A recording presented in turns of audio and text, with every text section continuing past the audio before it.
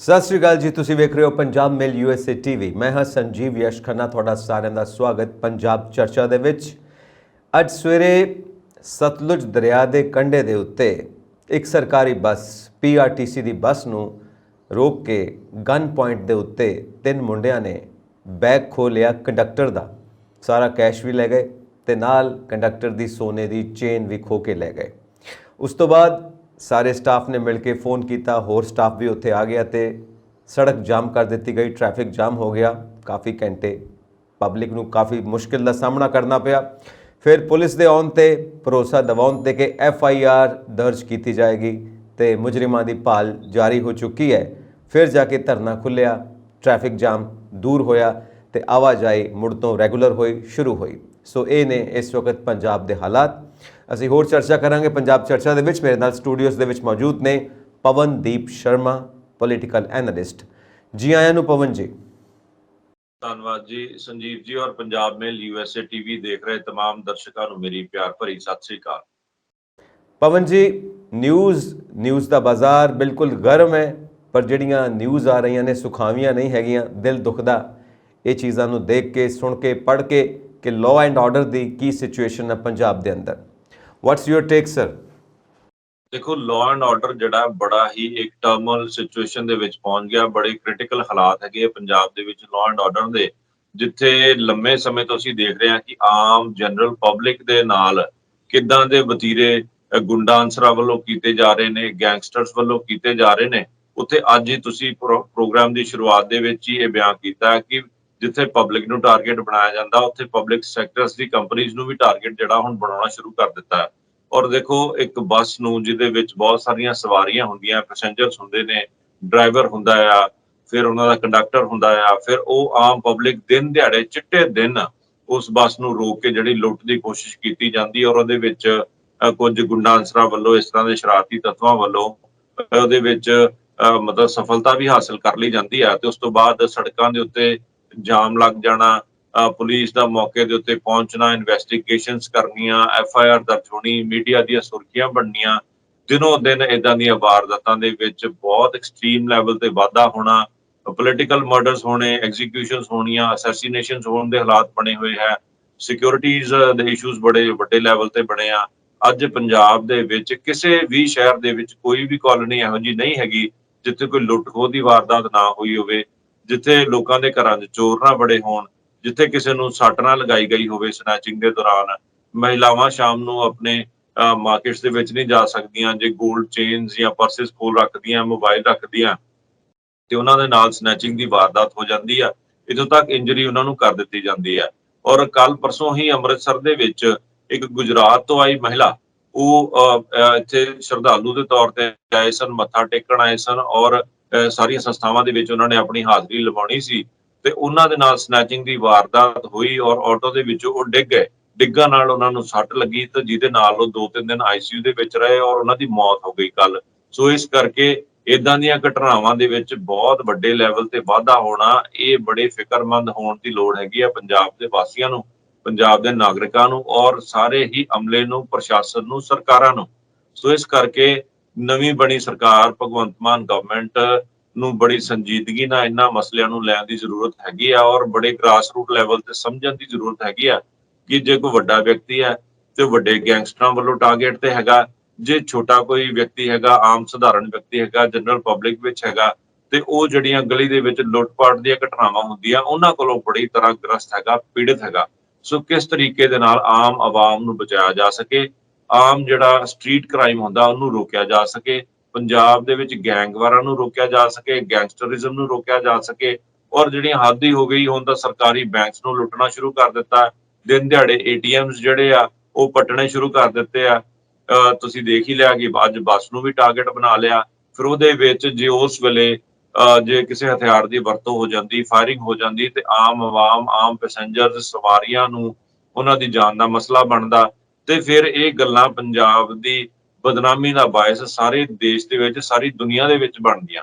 ਸੋ ਇਸ ਕਰਕੇ ਇਸ ਵੇਲੇ ਬੜੇ ਅਫਸੋਸ ਨਾਲ ਕਹਿਣਾ ਪੈ ਰਿਹਾ ਹੈਗਾ ਕਿ ਪੰਜਾਬ ਦੇ ਮੁੱਖ ਮੰਤਰੀ, ਜਿਨ੍ਹਾਂ ਕੋਲ ਗ੍ਰਹਿ ਮੰਤਰਾਲਾ ਵੀ ਹੈਗਾ, ਉਹ ਇਹਨਾਂ ਚੀਜ਼ਾਂ ਨੂੰ ਇਨਸ਼ੋਰ ਕਰਾਉਣ ਵਾਸਤੇ, ਇਹਨਾਂ ਚੀਜ਼ਾਂ ਨੂੰ ਰੋਕਥਾਮ ਕਰਾਉਣ ਵਾਸਤੇ, ਇਹਨਾਂ ਦੇ ਉੱਤੇ ਕਿਸੇ ਤਰ੍ਹਾਂ ਦੀ ਵਰਜਨ ਵਾਸਤੇ ਕੋਈ ਵੀ ਇਦਾਂ ਦਾ ਐਫਰਟ ਜਿਹੜਾ ਉਹ ਅਜੇ ਤੱਕ ਸਾਹਮਣੇ ਨਹੀਂ ਆ ਰਿਹਾ ਹੈਗਾ। ਔਰ ਵਿਲ ਪਾਵਰ ਉਹਨਾਂ ਦੀ ਸਾਹਮਣੇ ਨਹੀਂ ਆ ਰਹੀ, ਡਿਸੀਜਨ ਮੇਕਿੰਗ ਸਾਹਮਣੇ ਨਹੀਂ ਆ ਰਹੀ। ਪਤਾ ਨਹੀਂ ਥੋੜੇ ਦਿਨਾਂ ਦੇ ਵਿੱਚ ਹੀ ਕਿੰਨੇ ਵੱਡੇ ਵੱਡੇ ਅਫਸਰਾਂ ਦੀਆਂ ਬਦਲੀਆਂ ਸਵੇਰੇ ਕਿਤੇ ਕਰਦੇ ਆ, ਦੁਪਹਿਰ ਨੂੰ ਕਿਤੇ, ਔਰ ਸ਼ਾਮ ਨੂੰ ਕੋਈ ਹੋਰ ਡਿਸੀਜਨ ਆ ਜਾਂਦਾ। ਤੁਸੀਂ ਖੁਦ ਹੀ ਦੇਖ ਲਓ ਕਿ ਸਿਕਿਉਰਿਟੀ ਦੇ ਮਸਲੇ ਪਿਛਲੇ ਦੇਖ ਲਓ ਕਿ ਪਬਲਿਕ ਕੀਤਾ ਗਿਆ, ਕਿੰਨਾਂ ਲੋਕਾਂ ਦੀਆਂ ਸੁਰੱਖਿਆਵਾਂ ਜਿਹੜੀਆਂ ਵਾਪਸ ਲਈਆਂ ਗਈਆਂ। ਇਸੇ ਤਹਿਤ ਹੀ ਤੁਸੀਂ ਦੇਖੋ ਅਕਾਲ ਤਖਤ ਦੇ ਜਥੇਦਾਰ ਦੀ ਸਿਕਿਉਰਿਟੀ ਵਾਪਸ ਲਈ ਗਈ, ਔਰ ਫਿਰ ਜਦੋਂ ਰੌਲਾ ਪਿਆ ਤੇ ਫਿਰ ਉਸੇ ਦਿਨ ਹੀ ਵਾਪਸ ਲਈ, ਔਰ ਉਸੇ ਸ਼ਾਮ ਹੀ ਕਿਹਾ ਕਿ ਤੁਸੀਂ ਸਿਕਿਉਰਿਟੀ ਫੇਰ ਲੈ ਲਓ। ਫਿਰ ਉਹਨਾਂ ਨੇ ਮਨਾ ਕਰ ਦਿੱਤਾ। ਸੋ ਪਹਿਲਾਂ ਸਿਕਿਉਰਿਟੀ ਖੋਣੀ, ਫਿਰ ਵਾਪਸ ਕਰਨੀ, ਫਿਰ ਆਪਣੀ ਬੇਇੱਜ਼ਤੀ ਵੀ ਕਰਾਉਣੀ। ਸੋ ਇਹ ਸਾਰੀਆਂ ਜਿਹੜੀਆਂ ਸਿਸਟਮਸ ਹੈਗੀਆਂ, ਇਹਨਾਂ ਦੇ ਅਫਸਰਾਂ ਦੀਆਂ ਕਿਉਂ ਕੋਈ ਇਹ ਚੀਜ਼ ਨੂੰ ਸੰਗਿਆਨ ਨਹੀਂ ਲੈ ਰਿਹਾ? ਕਿਉਂ ਜਿਹੜੇ ਮੰਤਰਾਲੇ ਹੈਗੇ ਉਹ ਸੀਰੀਅਸ ਨਹੀਂ ਹੋ ਰਹੇ, ਮੁੱਖ ਮੰਤਰੀ ਸੀਰੀਅਸ ਨਹੀਂ ਹੋ ਰਹੇ? ਤੇ ਇਸ ਕਰਕੇ ਜੇ ਇਦਾਂ ਦੀ ਫਜੀਹਤ ਕਰਾਉਣ ਦੇ ਵਿੱਚ ਲੱਗੇ ਹੋਣਗੇ, ਡਿਸੀਜਨ ਮੇਕਿੰਗ ਹੀ ਨਹੀਂ ਕਰ ਪਾਉਣਗੇ, ਕਿਸੇ ਤਰ੍ਹਾਂ ਦੇ ਫੈਸਲੇ ਹੀ ਸਖਤ ਨਹੀਂ ਲੈ ਪਾਉਣਗੇ, ਔਰ ਸਾਰੀਆਂ ਗੱਲਾਂ ਹਵਾਈ ਬਿਆਨਬਾਜ਼ੀਆਂ ਤੱਕ ਸੀਮਿਤ ਰੱਖਣਗੇ, ਜਿਹੜੇ ਸੀਕ੍ਰੇਟ ਡਾਕੂਮੈਂਟਸ ਹੁੰਦੇ ਆ ਉਹਨਾਂ ਨੂੰ ਪਬਲਿਕ ਕਰਨਗੇ, ਸਾਰਵਜਨਿਕ ਕਰਨਗੇ, ਤੇ ਤੁਸੀਂ ਫਿਰ ਸਮਝ ਸਕਦੇ ਹੋ ਕਿਉਂਕਿ ਪੰਜਾਬ ਦੇ ਆਮ ਆਵਾਮ ਦੇ ਹਾਲਾਤ ਇਸ ਵੇਲੇ ਕਿਸ ਤਰ੍ਹਾਂ ਦੇ ਹੋਏ ਹੋਣਗੇ। ਆਮ ਆਵਾਮ ਦੇ ਵਿੱਚ ਇਸ ਵੇਲੇ ਡਰ ਦਾ ਮਾਹੌਲ ਹੈ, ਭੈ ਦਾ ਮਾਹੌਲ ਹੈ। ਲੋਕ ਸੇਫਟੀ ਸਿਕਿਉਰਿਟੀ ਲਈ ਆਪਣੇ ਬੱਚਿਆਂ ਨੂੰ ਜਿਹੜਾ ਮਾਰਕੀਟ ਦੇ ਵਿੱਚ ਨਹੀਂ ਲਿਜਾ ਪਾ ਰਹੇ, ਬਾਹਰ ਨਹੀਂ ਲਿਜਾ ਪਾ ਰਹੇ, ਲੋਕ ਸ਼ਾਮ ਨੂੰ ਘਰਾਂ ਤੋਂ ਬਾਹਰ ਨਹੀਂ ਨਿਕਲ ਪਾ ਰਹੇ। ਸੋ ਇਦਾਂ ਦੇ ਹਾਲਾਤ ਜਿਹੜੇ ਆ ਪੰਜਾਬ ਦੇ ਵਿੱਚ ਬਹੁਤ ਵੱਡੀ ਲੋੜ ਹੈਗੀ ਆ। ਸਭ ਤੋਂ ਪਹਿਲਾਂ ਲਾਅ ਐਂਡ ਆਰਡਰ ਨੂੰ ਕਰੈਕਟ ਕੀਤਾ ਜਾਵੇ, ਰੀਅਲ ਫਾਰਮ ਦੇ ਵਿੱਚ ਲਿਆਂਦਾ ਜਾਵੇ, ਔਰ ਸਖਤ ਨਤੀਜੇ ਡਿਸੀਜਨਸ ਲੈ ਕੇ ਲੋਕਾਂ ਨੂੰ ਨਤੀਜੇ ਜਿਹੜੇ ਆ, ਅੱਛੇ ਨਤਾਇਜ ਜਿਹੜੇ ਉਹ ਦਿੱਤੇ ਜਾਣ। ਪਵਨ ਜੀ, ਜੋ ਆਪਾਂ ਹੁਣ 2-3 ਦਿਨ ਪਹਿਲਾਂ ਸਿੱਧੂ ਮੂਸੇਵਾਲਾ ਉਹਨਾਂ ਦਾ ਮਰਡਰ ਹੁੰਦਾ, ਤੁਸੀਂ ਗੈਂਗਸਟਰਸ ਦੀ ਗੱਲ ਕੀਤੀ ਹੈ। ਪੰਜਾਬ ਦੇ ਅੰਦਰ ਬਹੁਤ ਵੱਡੀ ਪੱਧਰ ਦੇ ਉੱਤੇ ਐਕਟੀਵੇਟ ਨੇ। ਇੱਕ ਸੈਲੀਬ੍ਰਿਟੀ ਦਾ ਦਿਨ ਦਹਾੜੇ ਗੋਲੀ ਮਾਰ ਕੇ ਕਤਲ ਕਰ ਦਿੱਤਾ ਜਾਂਦਾ ਹੈ ਸੜਕ ਦੇ ਉੱਤੇ। ਸੋ ਇਸ ਘਟਨਾ ਦੇ ਕਈ ਪਹਿਲੂ ਨੇ, ਜਾਂਚ ਦੇ ਕਈ ਪਹਿਲੂ ਨੇ, ਪਰ ਇੱਕ ਜਿਹੜੀ ਚੀਜ਼ ਤੁਸੀਂ ਗੈਂਗਸਟਰਸ ਦੀ ਕੀਤੀ ਹੈ ਪੰਜਾਬ ਦੇ ਅੰਦਰ, ਇਸ ਦੀ ਕੀ ਸਿਚੁਏਸ਼ਨ ਹੈ ਜੋ ਐਡੇ ਵੱਡੇ ਲੈਵਲ ਦੇ ਉੱਤੇ ਇਹ ਐਕਟੀਵਿਟੀ ਹੁੰਦੀ ਹੈ? ਇਸ ਤੋਂ ਪਹਿਲਾਂ ਆਪਾਂ ਕਬੱਡੀ ਪਲੇਅਰਸ ਦੇ ਉੱਤੇ ਵੀ ਅਟੈਕਸ ਦੀ ਗੱਲ ਆਪਣੇ ਇਸ ਪਲੇਟਫਾਰਮ ਤੋਂ ਕੀਤੀ ਸੀ। ਅੱਜ ਅਸੀਂ ਗੱਲ ਕਰ ਰਹੇ ਹਾਂ ਸਿੱਧੂ ਮੂਸੇਵਾਲਾ ਦੀ। ਸੋ ਇਹ ਗੈਂਗਸਟਰਸ ਇਹ ਕਿੱਥੋਂ ਆਉਂਦੇ ਨੇ? ਇਹਨਾਂ ਦੇ ਬਾਰੇ ਇਨਪੁਟਸ ਕਿਉਂ ਨਹੀਂ ਮਿਲਦੀਆਂ? ਇੰਟੈਲੀਜੈਂਸੀ ਕੀ ਕਰ ਰਹੀ ਹੈ? ਇਹਨਾਂ ਕੋਲ ਇੰਨੇ ਆਟੋਮੈਟਿਕ ਹਥਿਆਰ ਐਡੀ ਵੱਡੀ ਪੱਧਰ ਤੇ ਕਿਵੇਂ ਅਵੇਲੇਬਲ ਹੋ ਜਾਂਦੇ ਨੇ? ਇਹ ਸਾਰੀਆਂ ਗੱਲਾਂ ਇੱਕ ਸਵਾਲੀਆ ਨਿਸ਼ਾਨ ਖੜੀਆਂ ਕਰਦੀਆਂ ਨੇ ਲਾਅ ਐਂਡ ਆਰਡਰ ਸਿਚੁਏਸ਼ਨ ਦੇ ਜੋ ਪੰਜਾਬ ਗਵਰਨਮੈਂਟ ਇਸ ਵਕਤ ਚੱਲ ਰਹੀ ਹੈ।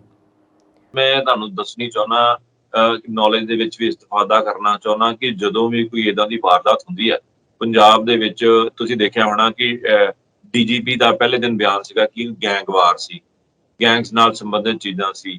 ਫਿਰ ਇਹ ਯਾਦ ਰੱਖਣ ਵਾਲੀ ਗੱਲ ਹੁੰਦੀ ਹੈ ਜਦੋਂ ਆਪਸੀ ਝਗੜਿਆਂ ਦੀ ਗੱਲ, ਪਰਿਵਾਰਿਕ ਝਗੜਿਆਂ ਦੀ ਗੱਲ, ਆਪਸੀ ਰੰਜਿਸ਼ ਦੀ ਗੱਲ, ਈਰਖਾ ਦੀ ਗੱਲ ਔਰ ਗੈਂਗਵਾਰ ਦੀ ਗੱਲ ਆ ਜਾਂਦੀ ਹੈ, ਤੇ ਫਿਰ ਜਿਹੜੀ ਪਲੇਸ ਹੈਗੀ ਹੈ ਸਟੇਟ ਦੀ, ਉਹ ਉਸ ਨੂੰ ਜਿਹੜਾ ਲਾਅ ਐਂਡ ਆਰਡਰ ਦਾ ਮਸਲਾ ਨਹੀਂ ਮੰਨਦੀ।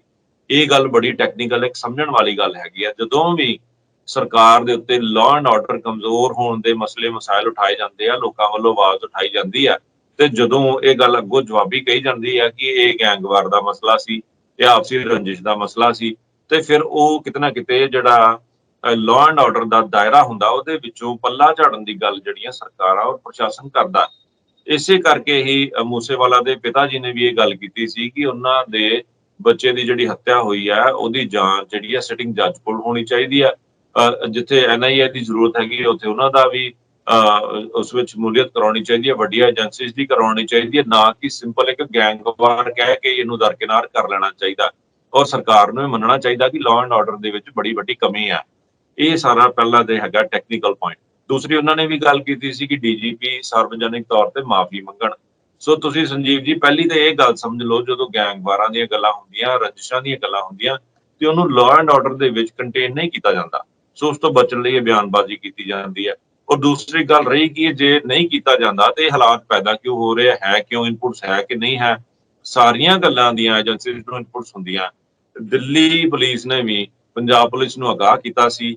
ਪਿਛਲੇ ਜਿਹੜੇ ਮਾਮਲੇ ਹੋਏ ਨੇ ਕਬੱਡੀ ਕਿਲਿੰਗਸ ਦੇ ਵਿੱਚ ਵੀ, ਹੋਰ ਵੀ ਚੀਜ਼ਾਂ ਦੇ ਵਿੱਚ, ਉਹ ਸਾਰੀਆਂ ਗੱਲਾਂ ਤੋਂ ਆਗਾਹੀ ਜਿਹੜੀ ਹੈ ਉਹ ਪੰਜਾਬ ਪੁਲਿਸ ਨੂੰ ਵੀ ਕੀਤੀ ਗਈ ਸੀ, ਜਿਹਦੇ ਵਿੱਚ ਸਿੱਧੂ ਮੂਸੇਵਾਲਾ ਦੇ ਮੈਨੇਜਰ ਦੀ ਵੀ ਸ਼ਮੂਲੀਅਤ ਦੱਸੀ ਜਾ ਰਹੀ ਸੀ। ਉਸ ਤੋਂ ਬਾਅਦ ਜਦੋਂ ਦੁਬਈ ਤੋਂ ਵਾਪਸ ਆਉਂਦੇ ਨੇ, ਉਸ ਤੋਂ ਬਾਅਦ ਫਿਰ ਉਹਨਾਂ ਆਸਟ੍ਰੇਲੀਆ ਵੱਲ ਨੂੰ ਮੂਵ ਹੋ ਜਾਣਾ, ਐਬਸਕੌਂਡਿੰਗ ਹੋ ਜਾਣਾ।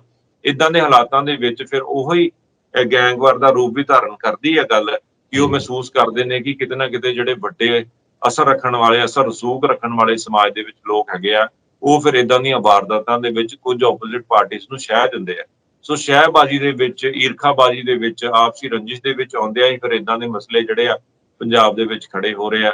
ਉਹ ਜਿੱਥੋਂ ਤੱਕ ਰਹੀ ਏਜੰਸੀਆਂ ਦੀ ਗੱਲ, ਲਾਅ ਐਂਡ ਆਰਡਰ ਦੀ ਗੱਲ, ਸਰਕਾਰਾਂ ਦੀ ਗੱਲ, ਪੁਲਿਸ ਫੋਰਸਿਸ ਦੀ ਗੱਲ, ਪ੍ਰਸ਼ਾਸਨ ਦੀ ਗੱਲ, ਉਹਨਾਂ ਨੂੰ ਬੜੀ ਚੰਗੀ ਤਰ੍ਹਾਂ ਇਹ ਸਮਝਣਾ ਚਾਹੀਦਾ ਕਿ ਜਿਹੜਾ ਨੈਟਵਰਕ ਜੇਲ੍ਹਾਂ ਦੇ ਵਿੱਚੋਂ ਚੱਲਦਾ, ਤੁਸੀਂ ਹੁਣ ਦੇਖ ਲਓ ਜੇ ਲਾਰੈਂਸ ਬਿਸ਼ਨੋਈ ਦੀ ਗੱਲ ਆ ਰਹੀ ਆ, ਉਹਨਾਂ ਦੇ ਗੈਂਗ ਵੱਲੋਂ ਇਸ ਵਾਰਦਾਤ ਦੀ ਕਨਫੈਸ਼ਨ ਕੀਤੀ ਗਈ ਹੈ, ਜ਼ਿੰਮੇਵਾਰੀ ਲਈ ਗਈ ਹੈ, ਤੇ ਉਹ ਇਸ ਵੇਲੇ ਜੇਲ੍ਹ ਦੇ ਵਿੱਚ ਨੇ।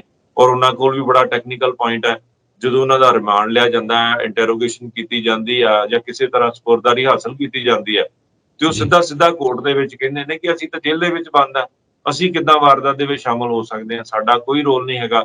ਸੋ ਇਸ ਤਰੀਕੇ ਦੇ ਨਾਲ ਪਹਿਲਾਂ ਤੇ ਜ਼ਿੰਮੇਵਾਰੀਆਂ ਲੈਣੀਆਂ ਫੇਸਬੁੱਕ ਤੇ, ਸੋਸ਼ਲ ਮੀਡੀਆ ਦੇ ਉੱਤੇ, ਪਰ ਕੋਰਟਾਂ ਦੇ ਵਿੱਚ ਜਾ ਕੇ ਕਰ ਜਾਣਾ ਉਹ ਵਾਕਈ ਠੀਕ ਗੱਲ ਹੈਗੀ ਹੈ ਕਿ ਇੱਕ ਬੰਦਾ ਜੇ ਜੇਲ੍ਹ ਦੇ ਅੰਦਰ ਬੈਠਾ ਹੈ, ਉਹ ਦੱਸ ਰਿਹਾ ਕਿ ਜੇ ਮੇਰੇ ਕੋਲ ਕੋਈ ਮੋਬਾਈਲ ਹੁੰਦਾ ਤੇ ਤੁਸੀਂ ਫੜਦੇ ਕਿਉਂ ਨਾ, ਜੇ ਤੁਸੀਂ ਫੜਿਆ ਨਹੀਂ ਤਾਂ ਵੀ ਤੁਹਾਡੀ ਗਲਤੀ ਹੈ, ਤੇ ਜੇ ਮੈਂ ਜੇਲ੍ਹ ਦੇ ਅੰਦਰ ਬੈਠਾ ਮੈਂ ਕੋਈ ਵਾਰਦਾਤ ਕਿਵੇਂ ਕਰਵਾ ਸਕਦਾ। ਸੋ ਇਸ ਕਰਕੇ ਇਹ ਸਾਰੇ ਮਸਲੇ ਮਸਾਇਲ ਜਿਹੜਾ ਜੇਲ੍ਹਾਂ ਦੇ ਅੰਦਰੋਂ ਨੈਕਸਸ ਇੱਕ ਤਿਆਰ ਹੋ ਗਿਆ, ਜਿਹੜਾ ਕੰਮ ਕਰ ਰਿਹਾ, ਉਹਨਾਂ ਦੀ ਇਨਪੁਟਸ ਪੰਜਾਬ ਸਰਕਾਰ ਨੂੰ ਵੀ ਹੈਗੀ ਆ, ਫੋਰਸਿਸ ਨੂੰ ਵੀ ਹੈਗੀ, ਔਰ ਦੇਸ਼ ਦੇ ਸਾਰੇ ਸੂਬੇ ਦੇ ਸਟੇਟ ਦੇ ਪੁਲਿਸਿਸ ਨੂੰ ਵੀ ਹੈਗੀ ਆ। ਸੋ ਇੱਥੋਂ ਸਭ ਤੋਂ ਪਹਿਲੀ ਗੱਲ ਆਉਂਦੀ ਆ ਕਿ ਇਹ ਨੈਕਸਸ ਨੂੰ ਕਿਸੇ ਵੀ ਤਰੀਕੇ ਦੇ ਨਾਲ ਬ੍ਰੇਕ ਕੀਤਾ ਜਾਵੇ। ਸਭ ਤੋਂ ਪਹਿਲਾਂ ਇਹ ਜਿਹੜਾ ਚੱਕਰਵਿਊਹ ਬਣਿਆ ਹੋਇਆ, ਇਹਨੂੰ ਕਿਸੇ ਨਾ ਕਿਸੇ ਤਰੀਕੇ ਤੋੜਿਆ ਜਾਵੇ। ਫਿਰ ਜਿਹੜੇ ਵੀ ਬੰਦੇ, ਚਾਹੇ ਉਹ ਕਬੱਡੀ ਦੇ ਪਲੇਅਰ ਹੋਣ, ਚਾਹੇ ਕੋਈ ਹੋਣ, ਜਦੋਂ ਉਹਨਾਂ ਦੀਆਂ ਬਿਆਨਬਾਜ਼ੀਆਂ ਆਪੋਜੀਸ਼ਨ ਧਿਰਾਂ ਦੀਆਂ ਸੁਣੀਦੀਆਂ ਤੇ ਉਹਨਾਂ ਦਾ ਕਹਿਣਾ ਹੁੰਦਾ ਹੈ ਕਿ ਜੀ ਇਹ ਫਲਾਣੇ ਗੈਂਗ ਦੇ ਬੰਦੇ ਦੇ ਨਾਲ ਸਪੋਰਟ ਕਰਦਾ ਸੀ, ਉਹਦਾ ਕਿਤੇ ਨਾ ਕਿਤੇ ਕੋਈ ਕੰਮ ਕਰਦਾ ਸੀ, ਫਿਰ ਪੁਲਿਸ ਜਿਹੜੀ ਹੈ ਇਸ ਤਰ੍ਹਾਂ ਦੀ ਇਨਪੁਟਸ ਕਿਉਂ ਨਹੀਂ ਰੱਖਦੀ ਕਿ ਜਿਹੜੇ ਗੈਂਗ ਜਿਨ੍ਹਾਂ ਦੇ ਸਰਗਨਾ ਜੇਲ੍ਹਾਂ ਦੇ ਅੰਦਰ ਬੈਠੇ, ਉਹਨਾਂ ਦੇ ਅਜਿਹੇ ਕਿਹੜੇ ਕੰਮ ਬਾਹਰ ਚੱਲ ਰਹੇ ਨੇ ਜਿਨ੍ਹਾਂ ਨੂੰ ਸਪੋਰਟ ਕਰਨ ਵਾਸਤੇ ਕੋਈ ਪਲੇਅਰ ਲੱਗ ਜਾਂਦਾ ਜਾਂ ਫਿਰ ਉਹਨਾਂ ਦੀ ਸਪੋਰਟ ਕਰਨ ਵਾਸਤੇ ਕੋਈ ਸਿੰਗਰ ਲੱਗ ਜਾਂਦਾ, ਅਜਿਹੇ ਕਿਹੜੇ ਕੰਮ ਹੈਗੇ। ਸੋ ਆਲ ਇਨ ਆਲ ਜੇ ਪੰਜਾਬ ਦੀਆਂ ਜੇਲ੍ਹਾਂ ਦੇ ਵਿੱਚੋਂ, ਯੂਪੀ ਦੀਆਂ ਜੇਲ੍ਹਾਂ ਵਿੱਚੋਂ, ਬਾਕੀ ਹੋਰ ਸਟੇਟਾਂ ਦੀ ਜੇਲ੍ਹਾਂ ਵਿੱਚੋਂ, ਦਿੱਲੀ ਤਿਹਾੜ ਜੇਲ੍ਹ ਵਿੱਚੋਂ ਜਿਹੜੇ ਸਰਗਨਾ ਫੜੇ ਹੋਏ ਆ, ਜੇ ਇਹਨਾਂ ਦੇ ਨੈਕਸਸ ਨੂੰ ਬ੍ਰੇਕ ਕਰ ਲਿਆ ਜਾਂਦਾ ਤੇ ਪੰਜਾਬ ਦੇ ਵਿੱਚ ਗੈਂਗਵਾਰ ਦੀਆਂ 70% ਤੋਂ ਵੀ ਵੱਧ ਘਟਨਾਵਾਂ ਨੂੰ ਰੋਕਥਾਮ ਦੇ ਵਿੱਚ ਕੀਤਾ ਜਾ ਸਕਦਾ। ਸੋ ਇਸੇ ਤਹਿਤ ਹੀ ਇੱਥੇ ਸਮਝ ਆਉਂਦਾ ਹੈ ਕਿ ਕਿਤੇ ਨਾ ਕਿਤੇ ਫੋਰਸਿਸ ਦੇ ਵਿੱਚ ਕੋਈ ਨਾ ਕੋਈ ਫਾਲਟ ਹੈਗਾ, ਵਿਲ ਪਾਰ ਦੇ ਵਿੱਚ ਕਿਤੇ ਨਾ ਕਿਤੇ ਕੋਈ ਫਾਲਟ ਹੈਗਾ। ਹੁਣ ਲਾਰੈਂਸ ਬਿਸ਼ਨੋਈ, ਉਹਨੇ ਵੀ ਆਪਣੀ ਪਟੀਸ਼ਨ ਜਿਹੜੀ ਦਾਇਰ ਕੀਤੀ ਕਿ ਉਹਨੂੰ ਹੈਂਡਓਵਰ ਨਾ ਕੀਤਾ ਜਾਵੇ ਪੰਜਾਬ ਪੁਲਿਸ ਕੋਲ, ਜੇ ਕੀਤਾ ਜਾਵੇ ਤੇ ਉਹਦੇ ਕੋਲ ਵੀ ਹਿਊਮਨ ਰਾਈਟਸ ਜਿਹੜੇ ਹਰ ਵਿਅਕਤੀ ਕੋਲ ਹੁੰਦੇ ਆ। ਸੋ ਫਿਰ ਉਹਨਾਂ ਨੂੰ ਵੀ ਮਿਲਿਆ ਕਿ ਆਈਜੀ ਜਿਹੜੇ ਆ, 2 ਆਈਜੀ, ਜੇ ਉਹਦੇ ਨਾਲ ਕੋਈ ਇਦਾਂ ਦੀ ਘਟਨਾ ਹੁੰਦੀ ਹੈ, ਕਿਤੇ ਨਾ ਕਿਤੇ ਐਨਕਾਊਂਟਰ ਦੀ ਗੱਲ ਉੱਠਦੀ ਹੈ, ਤੇ ਫਿਰ ਉਹ ਜ਼ਿੰਮੇਵਾਰ ਹੋਣਗੇ। ਕਿਹਾ ਗਿਆ ਕਿ ਉਹਨਾਂ ਨੂੰ ਹੱਥਕੜੀ ਤੋਂ ਬਗੈਰ ਨਹੀਂ ਖੜਿਆ ਜਾਏਗਾ, ਕਿਸੇ ਵੇਲੇ ਵੀ ਹੱਥਕੜੀ ਨਹੀਂ ਖੋਲੀ ਜਾਏਗੀ। ਔਰ ਤੁਸੀਂ ਪੁਰਾਣੇ ਸਮੇਂ ਦੇ ਵਿੱਚ ਵੇਖੋ ਕਿ ਇੱਕ ਸਾਈਡ ਦੇ ਉੱਤੇ, ਇੱਕ ਸਟੇਟ ਦੇ ਵਿੱਚ ਇੱਕ ਰੇਪ ਦੀ ਬੜੀ ਵੱਡੀ ਘਟਨਾ ਹੋਈ ਸੀ, ਜਿਹਦੇ ਤਹਿਤ ਉਸ ਨੂੰ ਜਿੰਦਾ ਵੀ ਜਲਾ ਦਿੱਤਾ ਗਿਆ ਸੀ ਔਰ ਦੋਸ਼ੀਆਂ ਦਾ ਐਨਕਾਊਂਟਰ ਅਗਲੇ ਹੀ ਦਿਨ ਕੀਤਾ ਗਿਆ ਸੀ। ਪਰ ਜਿਹੜੇ ਸੁਪਰੀਮ ਕੋਰਟ ਦੇ ਬੈਂਚਸ ਹੈਗੇ ਆ, ਉਹਨਾਂ ਨੇ ਫਿਰ ਐਨਕਾਊਂਟਰ ਕਰਨ ਵਾਲਿਆਂ ਨੂੰ ਵੀ ਦੋਸ਼ੀ ਬਣਾ ਲਿਆ ਕਿ ਉਹਨਾਂ ਦੇ ਉੱਪਰ ਕੇਸ ਚੱਲੇਗਾ ਕਿ ਇਹ ਫੇਕ ਐਨਕਾਊਂਟਰ ਸੀ। ਸੋ ਸਾਰੇ ਹਾਲਾਤ ਲਾਅ ਐਂਡ ਆਰਡਰ ਦੀ ਸਥਿਤੀ ਦੇ ਨਾਲ ਜੁੜਦੇ ਹੈਗੇ ਆ। ਜਿਹੜੇ ਵੀ ਗੈਂਗਵਾਰਾਂ ਦੀਆਂ ਘਟਨਾਵਾਂ ਹੋ ਰਹੀਆਂ, ਇਹਨਾਂ ਦੀ ਬ੍ਰੇਕੇਜ ਪਹਿਲਾਂ ਜੇਲ੍ਹਾਂ ਤੋਂ ਕਰਨੀ ਪੈਣੀ ਹੈਗੀ ਆ, ਔਰ ਇਹ ਦੇਖਣਾ ਪੈਣਾ ਕਿ ਕਿਹੜੇ ਗੈਰ ਕਾਨੂੰਨੀ ਧੰਦੇ ਜਿਹੜੇ ਆ ਜੇਲ੍ਹਾਂ 'ਚ ਬੈਠ ਕੇ ਬਾਹਰ ਕਰ ਰਿਹਾ। ਸੋ ਜਦੋਂ ਇਹ ਸਮਝਣ ਵਾਲੀ ਗੱਲ ਹੈਗੀ ਆ ਕਿ ਜਦੋਂ ਜੇਲ੍ਹਾਂ ਦੇ ਵਿੱਚ ਬੈਠ ਕੇ ਉਹਨਾਂ ਦੇ ਸਰਗਨਾ, ਗੈਂਗਸਟਰਸ ਦੇ ਸਰਗਨਾ ਜਿਹੜੇ ਆ, ਉਹ ਕਿਹੜਾ ਅਜਿਹਾ ਕੰਮ ਆਪਰੇਟ ਕਰ ਰਹੇ ਨੇ ਬਾਹਰ, ਜਿਹਦੇ ਵਿੱਚ ਉਹ ਕਿਸੇ ਖਿਡਾਰੀ ਨੂੰ, ਕਿਸੇ ਤਕੜੇ ਚੜ੍ਹਦੇ ਬੰਦੇ ਨੂੰ ਨਾਲ ਆਪਣੇ ਜੋੜਦੇ ਆ, ਉਹਨਾਂ ਨੂੰ ਇਹਦੇ ਵਿੱਚ ਇਨਫਲੂਐਂਸ ਕਰਕੇ ਸੁਵਿਧਾਵਾਂ ਉਹਨਾਂ ਕੋਲ ਲੈਂਦੇ ਆ ਔਰ ਉਹ ਆਪਣਾ ਕੰਮਕਾਰ ਚਲਾਉਂਦੇ ਆ। ਚਾਹੇ ਉਹ ਪੈਸੇ ਦੀ ਕਲੈਕਸ਼ਨ ਹੋਵੇ, ਚਾਹੇ ਕਿਸੇ ਤਰ੍ਹਾਂ ਦੀ ਫਰੌਤੀ ਹੋਵੇ, ਚਾਹੇ ਕਿਸੇ ਤਰ੍ਹਾਂ ਦੀ ਰੰਗਦਾਰੀ ਹੋਵੇ। ਔਰ ਤੁਸੀਂ ਦੇਖਿਆ ਹੀ ਹੋਣਾ ਕਿ ਬਹੁਤ ਸਾਰੇ ਸਿੰਗਰਸ ਹੋਰ ਵੀ ਥ੍ਰੈਟ ਦੇ ਉੱਤੇ ਹੈਗੇ ਆ, ਲਗਾਤਾਰ ਧਮਕੀਆਂ ਆ ਰਹੀਆਂ ਨੇ ਕਿ ਇਹ ਕੰਮ ਹੋ ਗਿਆ ਤੇ ਇਸ ਤੋਂ ਬਾਅਦ ਜਿਹੜਾ ਆ ਇਹ ਵਾਰਦਾਤਾਂ ਨੂੰ ਅਸੀਂ ਅੰਜਾਮ ਦੇਣਾ। ਸੋ ਇਸ ਕਰਕੇ ਤੁਸੀਂ ਆਪ ਹੀ ਸਮਝ ਸਕਦੇ ਹੋ ਕਿ ਕੋਈ ਨਾ ਕੋਈ ਚੀਜ਼ ਜਿਹੜੀ ਆ ਉਹ ਲਾਅ ਐਂਡ ਆਰਡਰ ਦੀ ਖਾਮੀ ਦੇ ਕਰਕੇ ਹੀ ਆ ਰਹੀ ਹੈਗੀ, ਭਾਵੇਂ ਚਾਹੇ ਇਹਨੂੰ ਬਾਅਦ ਦੇ ਵਿੱਚ ਗੈਂਗਵਾਰ ਦਾ ਰੂਪ ਸਮਝ ਕੇ ਆਪਣੀ ਜ਼ਿੰਮੇਵਾਰੀ ਤੋਂ ਕਿਤੇ ਨਾ ਕਿਤੇ ਦਰਕਿਨਾਰ ਕਰਨ ਦੀ ਕੋਸ਼ਿਸ਼ ਕੀਤੀ ਜਾਂਦੀ ਆ, ਪਰ ਇਹ ਸਾਰੇ ਨੈਕਸਸ ਜੇਲ੍ਹਾਂ ਤੋਂ ਹੀ ਚੱਲ ਰਹੇ ਆ, ਚਾਹੇ ਡਰੱਗਸ ਦੇ ਹੋਣ, ਚਾਹੇ ਹਥਿਆਰਾਂ ਦੇ ਹੋਣ। ਹੁਣ AK-94 ਯੂਜ਼ ਹੋਣ ਦੀ ਗੱਲ ਹੋਈ ਹੈ ਔਰ ਬੜੇ ਕਹਿ ਸਕਦੇ ਮਾਡਰਨ ਵੈਪਨਸ ਜਿਹੜੇ ਇਸਤੇਮਾਲ ਹੋਏ, ਉਹ ਕਿੱਥੋਂ ਆ ਗਏ, ਬਾਰਡਰ ਪਾਰੋਂ ਆ ਗਏ, ਕਿੱਥੋਂ ਆ ਗਏ। ਔਰ ਬਹੁਤ ਸਾਰੀ ਏਜੰਸੀਜ਼ ਨੂੰ ਇਨਪੁਟਸ ਹੈਗੀਆਂ, ਜਿਹੜੀ ਮੈਂ ਔਨ ਰਿਕਾਰਡ ਅੱਗੇ ਵੀ ਬਹੁਤ ਵਾਰ ਗੱਲ ਕੀਤੀ ਹੈ ਕਿ ਪੰਜਾਬ ਦੇ ਵਿੱਚ ਬੜੇ ਵੱਡੇ ਲੈਵਲ ਤੇ ਅਸਲਾ ਇਦਾਂ ਦਾ ਮੌਜੂਦ ਹੈਗਾ। ਸੋ ਇਹਨਾਂ ਨੂੰ ਕਿੱਦਾਂ ਰੋਕਣਾ, ਜੇ ਅਸਲਾ ਪਹੁੰਚ ਗਿਆ ਹੈਗਾ ਤੇ ਉਹ ਵਾਰਦਾਤ ਤੋਂ ਪਹਿਲਾਂ ਨੂੰ ਐਂਟੀਸਿਪੇਟ ਕਰਕੇ ਕਿਸ ਤਰ੍ਹਾਂ ਵਾਰਦਾਤ ਨੂੰ, ਘਟਨਾ ਨੂੰ ਅੰਜਾਮ ਦੇਣ ਵਾਲੇ ਲੋਕਾਂ ਦੇ ਉੱਤੇ ਰੋਕਥਾਮ ਕੀਤੀ ਜਾਣੀ ਹੈ। ਜੇ ਇਸ ਤਰ੍ਹਾਂ ਹੀ ਹਾਂਜੀ ਅਸਲੇ ਇਸਤੇਮਾਲ ਹੁੰਦੇ ਰਹੇ, ਜੇ ਉਹ AK-94 ਇਸਤੇਮਾਲ ਹੋਈ ਮੂਸੇਵਾਲਾ ਦੇ ਕਤਲ ਦੇ ਵਿੱਚ, ਉਹ ਕਦੋਂ ਬਰਾਮਦ ਹੋਏਗੀ? ਕਦੋਂ ਇਹ ਇਨਕੁਆਇਰ ਕੀਤਾ ਜਾਏਗਾ ਕਿ ਇਹ ਜਿਸ ਵਿਅਕਤੀ ਨੇ ਇਸਤੇਮਾਲ ਦੇ ਵਿੱਚ ਲਿਆਂਦੀ ਆ, ਜਿਹਦੇ ਨਾਲ ਕਤਲ ਕੀਤਾ, ਤੇ ਫਿਰ ਉਹਨੇ ਕਿੱਥੋਂ ਲਈ? ਜੇ ਉਹਨੇ ਜਿੱਥੋਂ ਲਈ ਫਿਰ ਉਹਨੂੰ ਕਿੱਥੋਂ ਮਿਲੀ? ਇਹ ਸਾਰੀਆਂ ਗੱਲਾਂ ਜਿਹੜੀਆਂ ਇਨਕੁਆਇਰੀ ਦਾ, ਜਾਂਚ ਦਾ ਵਿਸ਼ਾ ਹੈਗੀਆਂ, ਜਿੱਦਾਂ ਕਿ ਬਹੁਤ ਵੱਡੀਆਂ ਏਜੰਸੀਜ਼ ਨੂੰ ਇਹਦੇ ਵਿੱਚ ਆ ਕੇ ਸ਼ਮੂਲੀਅਤ ਕਰਕੇ ਜਿਹੜਾ ਇਨਸਾਫ ਪੰਜਾਬ ਦੇ ਲੋਕਾਂ ਨੂੰ, ਮੂਸੇਵਾਲਾ ਦੇ ਪਰਿਵਾਰ ਨੂੰ, ਔਰ ਆਮ ਆਵਾਮ ਦੇ ਦਿਮਾਗ ਦੇ ਵਿੱਚ ਵੀ ਪ੍ਰਸ਼ਨ ਚਿੰਨ੍ਹ ਹੈਗੇ ਆ ਕਿ ਇਹ ਸਾਰੀ ਗੱਲ ਜਿਹੜੀ ਹੈ ਕਿਸ ਤਰ੍ਹਾਂ ਹੋ ਗਈ, ਐਡੇ ਵੱਡੇ ਲੈਵਲ ਦੇ ਉੱਤੇ ਏਦਾਂ ਦੇ ਅਸਲੇ ਕਿੱਦਾਂ ਕਿਸੇ ਨੇ ਇਸਤੇਮਾਲ ਕਰ ਲਏ। ਤੁਸੀਂ ਫਿਰ ਪਿਛਲੇ ਸਮੇਂ ਦੇਖਿਆ ਹੋਊਗਾ, ਇੰਟੈਲੀਜੈਂਸ ਹੈੱਡਕੁਆਰਟਰ ਤੇ ਚੰਡੀਗੜ੍ਹ ਜਿਹੜਾ ਉਹ ਅਟੈਕ ਹੁੰਦਾ, ਉਹਦੇ ਵਿੱਚ ਵੀ ਇੱਕ ਰਾਕੇਟ ਲਾਂਚਰ ਦੇ ਨਾਲ ਅਟੈਕ ਹੁੰਦਾ। ਸੋ ਉਹ ਰਾਕੇਟ ਲਾਂਚਰ ਕਿੱਥੋਂ ਆ ਗਿਆ? ਇਦਾਂ ਦੇ ਸਾਰੇ ਹਥਿਆਰ ਜਿਹੜੇ ਆਟੋਮੈਟਿਕ ਵੈਪਨਸ ਹੁੰਦੇ, ਇਹ ਪੰਜਾਬ ਦੇ ਵਿੱਚ ਕਿੱਥੋਂ ਆ ਰਹੇ ਨੇ? ਜੇ ਆ ਰਹੇ ਨੇ, ਕੀ ਸਿਕਿਉਰਿਟੀ ਏਜੰਸੀਜ਼ ਨੂੰ ਇਹਨਾਂ ਗੱਲਾਂ ਦੀ ਭਣਕ ਤੇ ਨਹੀਂ ਲੱਗੀ? ਕੀ ਜੇ ਲੱਗੀ, ਇਹਨਾਂ ਨੇ ਰੋਕਿਆ ਕਿਉਂ ਨਹੀਂ? ਕਿਉਂ ਉਹ ਚੀਜ਼ਾਂ ਬਰਾਮਦ ਨਹੀਂ ਕੀਤੀਆਂ ਗਈਆਂ? ਤੇ ਫਿਰ ਜੇ ਨਹੀਂ ਅਜੇ ਤੱਕ ਬਰਾਮਦ ਕੀਤੀਆਂ ਗਈਆਂ, ਜੇ ਇਹਨਾਂ ਨੂੰ ਜਾਣਕਾਰੀ ਹੈਗੀ ਆ, ਤੇ ਉਹਦੇ ਲਈ ਕੀ ਐਫਰਟਸ ਪੰਜਾਬ ਦੀਆਂ ਏਜੰਸੀਜ਼ ਕਰ ਰਹੀਆਂ ਜਾਂ ਦੇਸ਼ ਦੀਆਂ ਏਜੰਸੀਜ਼ ਕਰ ਰਹੀਆਂ? ਔਰ ਜੇ ਅਜੇ ਵੀ ਇਹਨਾਂ ਨੇ ਇਦਾਂ ਦੇ ਲੋਕ ਗ੍ਰਿਫਤ ਵਿੱਚ ਨਹੀਂ ਲਏ, ਇਦਾਂ ਦੀ ਬਰਾਮਦਗੀਆਂ ਨਹੀਂ ਹੋਈਆਂ, ਤੇ ਆਉਣ ਵਾਲੇ ਸਮੇਂ ਦੇ ਵਿੱਚ ਫਿਰ ਪੰਜਾਬ ਦੇ ਹਾਲਾਤ ਅਸੀਂ ਸਮਝ ਹੀ ਸਕਦੇ ਹਾਂ, ਬਾਰਡਰ ਸਟੇਟ ਹੈਗੀ ਆ, ਵਿਗੜ ਸਕਦੇ ਆ। ਤੇ ਫਿਰ ਲੋਕਾਂ ਦੇ ਮਨਾਂ ਦੇ ਵਿੱਚ ਆਪਣੇ ਆਪ ਹੀ ਆਉਂਦਾ ਕਿ ਆਪਣੇ ਬੱਚੇ ਜਿਹੜੇ ਜਲਦ ਤੋਂ ਜਲਦ, ਜੇ ਉਹਨਾਂ ਦੀਆਂ ਜਾਨਾਂ ਬਚਾਉਣੀਆਂ, ਤੇ ਵਿਦੇਸ਼ਾਂ ਨੂੰ ਕੱਢ ਦਿਓ। ਤੇ ਫਿਰ ਕਿਤੇ ਨਾ ਕਿਤੇ ਸਾਨੂੰ ਸਮਝ ਆਉਂਦਾ ਕਿ ਫਿਰ ਇਸੇ ਤਹਿਤ ਹੀ ਪੰਜਾਬ ਦੀ ਜਵਾਨੀ ਬ੍ਰੇਨ ਡਰੇਨ ਦਾ ਸ਼ਿਕਾਰ ਹੋ ਗਈ। ਲੋਕ ਆਪਣੇ ਬੱਚਿਆਂ ਨੂੰ ਰੁਜ਼ਗਾਰ ਤੋਂ ਦੁਖੀ ਹੋ ਕੇ ਬਾਹਰ ਭੇਜਣਾ ਸ਼ੁਰੂ ਕਰ ਗਏ। ਲੋਕ ਆਪਣੇ ਬੱਚਿਆਂ ਨੂੰ ਨਸ਼ਿਆਂ ਤੋਂ ਬਚਾਉਣ ਦੇ ਕਰਕੇ ਵਿਦੇਸ਼ਾਂ 'ਚ ਭੇਜਣਾ ਸ਼ੁਰੂ ਕਰ ਗਏ। ਆਪਣੇ ਜਿਗਰ ਦੇ ਟੁਕੜਿਆਂ ਨੂੰ ਆਪਣੇ ਤੋਂ ਦੂਰ ਕਰ ਲਿਆ। ਫਿਰ ਹੁਣ ਲੋਕਾਂ ਨੂੰ ਆਪਣੀ ਜੀਵਨ ਬਚਾਉਣ ਦੇ ਖਾਤਰ ਵੀ ਲੋਕਾਂ ਨੂੰ ਆਪਣੇ ਬੱਚਿਆਂ ਨੂੰ ਬਾਹਰ ਭੇਜਣਾ ਪੈਣਾ ਕਿ ਜੇ ਉਹ ਪੰਜਾਬ ਦੇ ਵਿੱਚ ਰਹਿਣਗੇ, ਕਿਤੇ ਉਹਨਾਂ ਦੀ ਐਗਜ਼ੀਕਿਊਸ਼ਨ ਨਾ ਹੋ ਜਾਏ, ਕਿਤੇ ਗੈਂਗਵਾਰ ਦੇ ਵਿੱਚ ਉਹਨਾਂ ਦੀ ਸ਼ਮੂਲੀਅਤ ਨਾ ਹੋ ਜਾਏ, ਕਿਤੇ ਉਹਨਾਂ ਨੂੰ ਮੌਤ ਦੇ ਘਾਟ ਹੀ ਕੋਈ ਉਤਾਰ ਨਾ ਦੇਵੇ। ਔਰ ਬੜੀ ਸੱਚੀ ਗੱਲ ਹੈਗੀ ਹੈ ਕਿ ਜਿਹੜਾ ਵੀ ਵਿਅਕਤੀ ਤਰੱਕੀ ਕਰ ਰਿਹਾ ਪੰਜਾਬ ਦੇ ਵਿੱਚ, ਉਹਨੂੰ ਕਿਸੇ ਨਾ ਕਿਸੇ ਤਰ੍ਹਾਂ ਦਾ ਕੋਈ ਨਾ ਕੋਈ ਥ੍ਰੈਟ ਮਿਲ ਰਿਹਾ। ਸੋ ਇਸ ਕਰਕੇ ਇਹ ਸਾਰੀਆਂ ਗੱਲਾਂ ਲਾਅ ਐਂਡ ਆਰਡਰ ਦੇ ਨਾਲ ਹੀ ਟੁੱਕਦੀਆਂ ਹੈਗੀਆਂ, ਔਰ ਬੜੇ ਸਿੰਸੀਅਰ ਐਫਰਟਸ, ਡਿਸੀਜਨ ਮੇਕਿੰਗਸ, ਵਿਲ ਪਾਰ ਜਿਹੜੀ ਇਹਨਾਂ ਮਾਮਲਿਆਂ ਦੇ ਵਿੱਚ ਜ਼ਰੂਰਤ ਹੁੰਦੀ ਹੈ ਸਰਕਾਰਾਂ ਨੂੰ, ਜਿਹਦੇ ਵਿੱਚ ਅਜੇ ਤੱਕ ਮੈਂ ਦੇਖ ਪਾ ਰਿਹਾ ਭਗਵੰਤ ਮਾਨ ਗਵਰਨਮੈਂਟ ਬੜੀ ਬੁਰੀ ਤਰ੍ਹਾਂ ਫੇਲ ਹੋਈ ਹੈ। ਉਹਨਾਂ ਦਾ ਬੜਾ ਵੱਡਾ ਫੇਲਿਓਰ ਹੈਗਾ। ਉਹਨਾਂ ਨੂੰ ਭਗਵੰਤ ਮਾਨ ਖੁਦ ਵੀ ਇੱਕ ਕਲਾਕਾਰ ਫਰਟਰਨਿਟੀ ਨੂੰ ਸੰਬੰਧ ਰੱਖਦੇ ਆ। ਉਹਨਾਂ ਨੂੰ ਸਮਝਣਾ ਚਾਹੀਦਾ ਕਿ ਇਹਨਾਂ ਕਲਾਕਾਰਾਂ ਦੀਆਂ, ਲੋਕਾਂ ਦੀਆਂ ਕੀ ਮੁਸ਼ਕਲਾਂ ਹੁੰਦੀਆਂ। ਜੇ ਉਹਨਾਂ ਨੂੰ ਹੀ ਐਡਰੈਸ ਨਹੀਂ ਕਰ ਪਾ ਰਹੇ, ਆਮ ਆਵਾਮ ਸੇਫ ਨਹੀਂ ਹੈਗੀ, ਲਾਅ ਐਂਡ ਆਰਡਰ, ਕਿਤੇ ਸਨੈਚਿੰਗ, ਕਿਤੇ ਲੁੱਟ, ਕਿਤੇ ਗੋਲੀ ਚੱਲਦੀ, ਕਿਤੇ ਬੈਂਕ ਲੁੱਟੇ ਜਾ ਰਹੇ ਆ, ਕਿਤੇ ਹਾਈਵੇ ਤੋਂ ਕਾਰਾਂ ਲੁੱਟੀਆਂ ਜਾ ਰਹੀਆਂ ਨੇ, ਕਿਤੇ ਦਿਨੋਂ ਦਿਨ ਝਗੜੇ ਵੱਧਦੇ ਜਾ ਰਹੇ ਨੇ, ਕਿਤੇ ਵੱਡੇ ਵੱਡੇ ਲੋਕਾਂ ਦੇ ਕਤਲ ਹੋਣੇ ਸ਼ੁਰੂ ਹੋ ਗਏ। ਤੇ ਫਿਰ ਜੇ ਅਜੇ ਸ਼ੁਰੂਆਤ ਦੇ ਵਿੱਚ ਇਹ ਚੀਜ਼ ਹੋ ਗਈ, ਤੇ ਆਉਣ ਵਾਲਾ ਸਮਾਂ ਪੰਜਾਬ ਦਾ ਕਿੰਨਾ ਦੁਖਾਂਤ ਭਰਿਆ ਹੋ ਸਕਦਾ, ਇਸ ਗੱਲ ਦਾ ਅਹਿਸਾਸ ਅਸੀਂ ਕਰ ਸਕਦੇ ਹਾਂ। ਸੋ ਇਸ ਕਰਕੇ ਗਵਰਨਮੈਂਟਸ ਨੂੰ ਬਹੁਤ ਸਿੰਸੀਅਰ ਹੋ ਕੇ ਡਿਸੀਜਨ ਮੇਕਿੰਗ ਕਰਨੀ ਪਊਗੀ। ਇੱਕ ਰਸਤੇ ਤੇ ਚੱਲਣਾ ਪਊਗਾ। ਆਮ ਲੋਕਾਂ ਨੂੰ ਬਚਾਉਣ ਵਾਸਤੇ ਹਰ ਉਹ ਉਪਰਾਲੇ ਕਰਨੇ ਪੈਣਗੇ, ਜਿਹੜੇ ਚਾਹੇ ਉਹ ਸਖਤ ਡਿਸੀਜਨਸ ਹੋਣ, ਚਾਹੇ ਸਖਤ ਤੋਂ ਸਖਤ ਕਾਰਵਾਈਆਂ ਹੋਣ, ਇਹ ਅੰਜਾਮ ਦੇ ਵਿੱਚ ਸਾਨੂੰ ਲਿਆਉਣੀਆਂ ਪੈਣ। ਇੱਕ ਸਵਾਲ ਹੈ ਜੋ ਇੱਕ ਸੋਸ਼ਲ ਪੁਆਇੰਟ ਆਫ ਵਿਊ ਤੋਂ ਆਪਾਂ ਡਿਸਕਸ ਕਰਾਂਗੇ ਪਵਨ ਜੀ। ਇਹ ਗੈਂਗਸਟਰਸ ਪੈਦਾ ਕਿਉਂ ਹੁੰਦੇ ਨੇ? ਕਿਆ ਇਹਨਾਂ ਨੂੰ ਪੋਲੀਟੀਕਲ ਸੰਰਕਸ਼ਣ ਪ੍ਰਾਪਤ ਹੈ? ਪੋਲੀਟੀਕਲ ਲੀਡਰਸ, ਪੋਲੀਟੀਕਲ ਪਾਰਟੀਜ਼ ਇਹਨਾਂ ਗੈਂਗਸ ਨੂੰ ਆਪ ਪੈਦਾ ਕਰਦੀਆਂ ਨੇ ਤਾਂ ਕਿ ਉਹਨਾਂ ਨੂੰ ਵਰਤ ਸਕਣ ਇਲੈਕਸ਼ਨਸ ਦੇ ਦੌਰਾਨ, ਜਾਂ ਹੋਰ ਕਈ ਕੰਮ ਕਰਵਾਉਣ ਲਈ ਇਹਨਾਂ ਗੈਂਗਸਟਰਸ ਨੂੰ ਵਰਤ ਸਕਣ ਆਪਣੇ ਮਕਸਦ ਲਈ। ਇਸ ਕਰਕੇ ਪੋਲੀਟੀਕਲ ਪਾਰਟੀਜ਼, ਪੋਲੀਟੀਕਲ ਲੀਡਰਸ ਇਹ ਗੈਂਗਸ ਤਿਆਰ ਕਰਦੇ ਨੇ, ਜਾਂ ਫਿਰ ਇਹਨਾਂ ਪੋਲੀਟੀਕਲ ਲੀਡਰਸ ਦਾ, ਇਹਨਾਂ ਪੋਲੀਟੀਕਲ ਪਾਰਟੀਜ਼ ਦਾ ਇਹਨਾਂ ਗੈਂਗਸ ਦੇ ਨਾਲ, ਇਹਨਾਂ ਗੈਂਗਸਟਰਸ ਦੇ ਨਾਲ ਕੋਈ ਲੈਣਾ ਦੇਣਾ, ਕੋਈ ਸੰਬੰਧ ਨਹੀਂ ਹੈ। ਇਹ ਆਪਣੇ ਆਪ ਇੱਕ ਕਲਾਸ ਪੈਦਾ ਹੋ ਗਈ ਹੈ। ਤਾਂ ਫਿਰ ਅਗਲਾ ਕੁਐਸਚਨ ਆਉਂਦਾ ਕਿ ਇਹ ਕਲਾਸ ਆਪਣੇ ਆਪ ਕਿਵੇਂ ਪੈਦਾ ਹੋ ਗਈ? ਕਾਰਨ ਕੀ ਰਹੇ ਨੇ ਕਿ ਇਹ ਸਾਡੇ ਆਪਣੇ ਪਰਿਵਾਰਾਂ ਦੇ ਬੱਚੇ, ਆਪਣੇ ਪਰਿਵਾਰਾਂ ਦੇ ਮੁੰਡੇ ਇਹਨਾਂ ਰਾਹਾਂ ਤੇ ਕਿਉਂ ਤੁਰ ਪਏ? ਇੰਨੇ ਇੰਟੈਲੀਜੈਂਟ ਲੋਕ, ਸਟੂਡੈਂਟਸ ਯੂਨੀਵਰਸਿਟੀ ਦੇ, ਸਪੋਰਟਸਮੈਨ, ਇੰਨੇ ਕਾਬਿਲ ਲੋਕ, ਇਹ ਕਿਹੜੀਆਂ ਰਾਹਾਂ ਤੇ ਤੁਰ ਪਏ ਨੇ? ਕੀ ਮਜਬੂਰੀਆਂ ਰਹੀਆਂ, ਕੀ ਹਾਲਾਤ ਰਹੇ, ਕਿਉਂ ਇਹ ਗੈਂਗਸਟਰਸ ਬਣ ਗਏ, ਕਿਉਂ ਇਹ ਹਥਿਆਰਾਂ ਦਾ ਇਸ ਤਰ੍ਹਾਂ ਇਸਤੇਮਾਲ ਕਰਦੇ ਨੇ? ਨਾ ਆਪਣੇ ਜਾਨ ਦੀ ਕੋਈ ਪਰਵਾਹ ਹੈ, ਨਾ ਦੂਸਰੇ ਦੀ ਜਾਨ ਦੀ ਕੋਈ ਪਰਵਾਹ ਹੈ। ਕਿਉਂਕਿ ਜਦੋਂ ਤੁਸੀਂ ਕਿਸੇ ਨੂੰ ਕਤਲ ਕਰਨ ਜਾਂਦੇ ਹੋ ਤਾਂ ਤੁਹਾਡੀ ਆਪਣੀ ਜਾਨ ਵੀ ਜੋਖਿਮ ਦੇ ਵਿੱਚ ਹੁੰਦੀ ਹੈ, ਤੁਹਾਡੀ ਆਪਣੀ ਜਾਨ ਵੀ ਟਾਰਗੇਟ ਤੇ ਹੁੰਦੀ ਹੈ। ਤੁਹਾਨੂੰ ਵੀ ਗੋਲੀ ਲੱਗ ਸਕਦੀ ਹੈ, ਤੁਹਾਡੀ ਵੀ ਜਾਨ ਜਾ ਸਕਦੀ ਹੈ।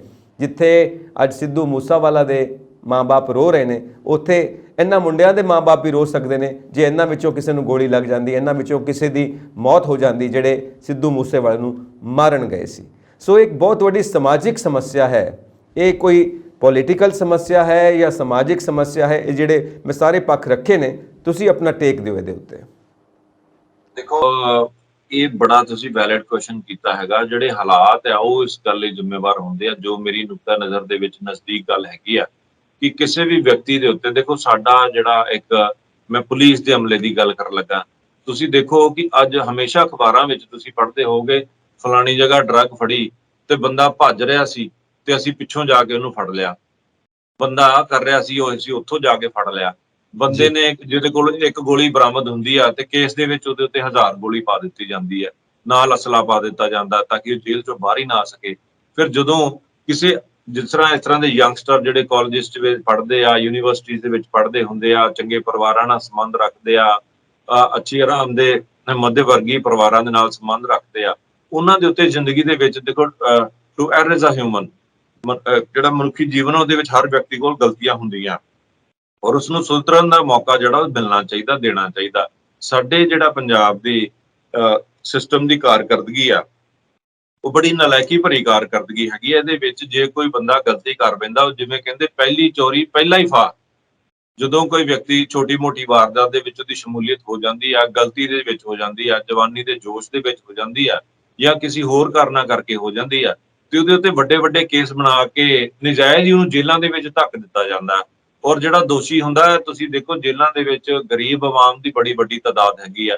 ਸਾਡੇ ਦੇਸ਼ ਦੇ ਵਿੱਚ ਕਾਨੂੰਨ ਮੋਮ ਦੀ ਨੱਕ ਵਰਗਾ ਹੈਗਾ, ਅਮੀਰ ਉਹਨੂੰ ਆਪਣੇ ਅਨੁਸਾਰ ਮੋੜ ਲੈਂਦਾ, ਗਰੀਬ ਵਿਅਕਤੀ ਜਿਹੜਾ ਕੋਈ ਗਲਤੀ ਕਰਦਾ ਉਹਨੂੰ ਮਾਫ ਕਰਨ ਵਾਲਾ, ਉਹਨੂੰ ਸਮਝਾਉਣ ਵਾਲਾ ਕੋਈ ਨਹੀਂ ਹੁੰਦਾ। ਉਹਦੇ ਵਾਸਤੇ ਕੇਸਿਸ ਲੜਨ ਵਾਸਤੇ ਵੱਡੇ ਵੱਡੇ ਵਕੀਲ ਨਹੀਂ ਹੁੰਦੇ। ਫਿਰ ਜਦੋਂ ਇੱਕ ਵਾਰਦਾਤ ਦੇ ਵਿੱਚ ਕਿਸੇ ਗਲਤੀ ਜਾਂ ਕਿਸੇ ਵੀ ਤੌਰ ਤਰੀਕੇ ਦੇ ਨਾਲ ਕੋਈ ਸ਼ਾਮਲ ਹੁੰਦਾ ਤੇ ਉਹਨੂੰ ਇਨਸਾਫ ਨਹੀਂ ਮਿਲਦਾ, ਉਹਦੇ ਉੱਤੇ ਵੱਡੇ ਵੱਡੇ ਕੇਸ ਬਣਾ ਦਿੱਤੇ ਜਾਂਦੇ ਆ, ਉਹਨਾਂ ਦੇ ਪਰਿਵਾਰਾਂ ਨੂੰ ਅੰਦਰ ਜੇਲ੍ਹਾਂ ਦੇ ਸੁੱਟ ਦਿੱਤਾ ਜਾਂਦਾ। ਫਿਰ ਉਹਦੇ ਨਾਲ ਕੋਈ ਇਸ ਤਰ੍ਹਾਂ ਦੀ ਘਟਨਾਵਾਂ ਜ਼ਿੰਦਗੀ ਦੇ ਵਿੱਚ ਵਾਪਰਦੀਆਂ ਜਿਹੜੀਆਂ ਦੁਖਦਾਈ ਹੁੰਦੀਆਂ, ਤੇ ਫਿਰ ਉਹਦਾ ਵਿਸ਼ਵਾਸ ਜਦੋਂ ਕਾਨੂੰਨ ਦੇ ਉੱਤੇ ਉੱਠ ਜਾਂਦਾ, ਜਦੋਂ ਦੇਸ਼ ਦੇ ਉੱਤੇ ਉੱਠ ਜਾਂਦਾ, ਉਹ ਕਿਹਾ ਜਾਂਦਾ ਨਾ ਕਿ ਦੁਸ਼ਮਨ ਤੋਂ ਥੇ ਬਾਹਰ ਤੌਰ ਦੁਸ਼ਮਨ, ਤੁਮਨੇ ਵੀ ਫਰਾਹਮ ਨਾ ਕੀਆ ਪਾਣੀ ਜ਼ਰਾ ਸਾ। ਉਸ ਤੋਂ ਭਾਵ ਹੈ ਕਿ ਜਿਹੜੇ ਸਾਡੇ ਸੰਵਿਧਾਨ ਨੇ, ਜਿਹੜੇ ਸਾਡੇ ਕਾਨੂੰਨ ਨੇ, ਜਿਹੜੇ ਸਾਡੀਆਂ ਸਰਕਾਰਾਂ ਨੇ, ਜਿਹੜੇ ਸਾਡੇ ਪ੍ਰਸ਼ਾਸਨ ਨੇ, ਲੋਕਾਂ ਦੀ ਹਿਫਾਜ਼ਤ ਕਰਨੀ ਹੁੰਦੀ ਹੈ, ਫਿਰ ਉਹ ਹੀ ਕਈ ਵਾਰੀ ਮਾੜੀ ਮੋਟੀ ਗੱਲ ਦੇ ਉੱਤੇ ਇਹਨਾਂ ਦੀ ਹਿਫਾਜ਼ਤ ਕਰਨ ਦੀ ਬਜਾਏ ਇਹਨਾਂ ਨੂੰ ਫਸਾਉਣਾ ਸ਼ੁਰੂ ਕਰ ਦਿੰਦੇ ਆ।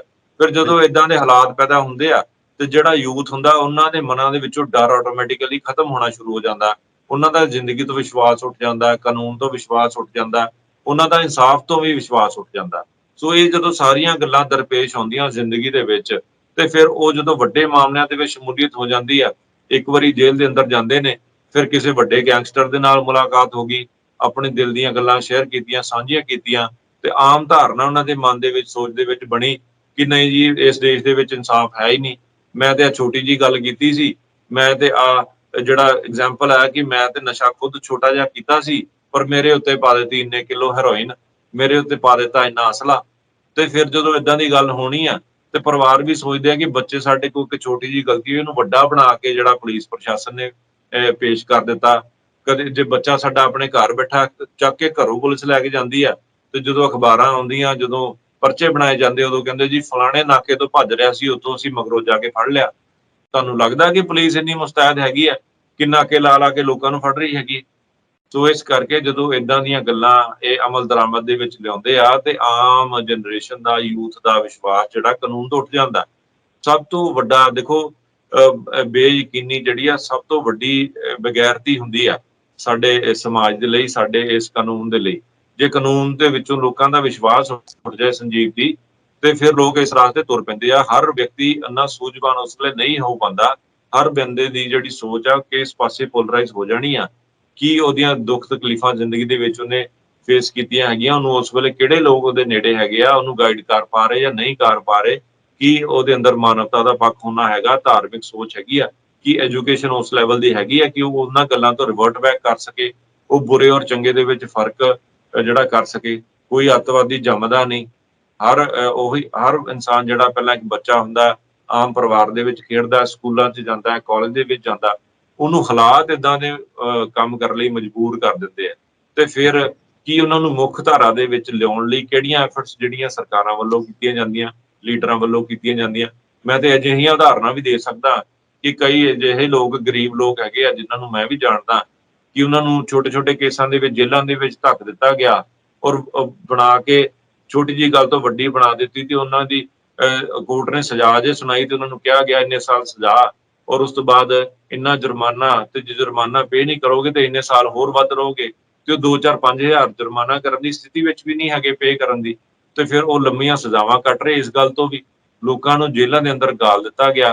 ਕਿਸੇ ਜਿਹੜੀ ਯੰਗ ਜਨਰੇਸ਼ਨ ਹੁੰਦੀ ਹੈ, ਹੁਣ ਖਾਲਿਸਤਾਨ ਮੂਵਮੈਂਟ ਦੀ ਗੱਲ ਆਉਂਦੀ ਹੈ, ਝੰਡੇ ਲਗਾ ਦਿਓ ਜੀ, ਝੰਡੇ ਲਗਾ ਦਿਓ ਜੀ।